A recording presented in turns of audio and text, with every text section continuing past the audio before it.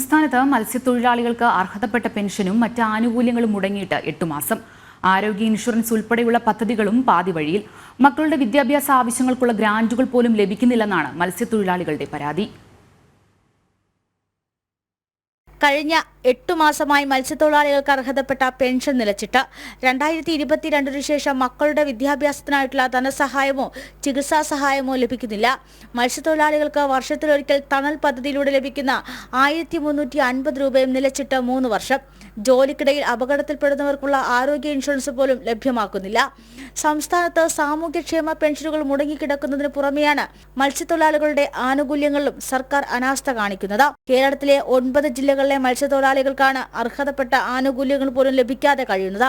ഇതിനു പുറമെ ശക്തമായ മഴയുള്ളപ്പോൾ കടലിൽ പോകാൻ പറ്റാത്ത ദിവസങ്ങളിൽ സംസ്ഥാന സർക്കാർ നൽകാമെന്ന് വാഗ്ദാനം നൽകിയ തുക പോലും നൽകുന്നില്ല എന്ന പരാതിയും ഉയരുന്നുണ്ട്. ജനം, തിരുവനന്തപുരം.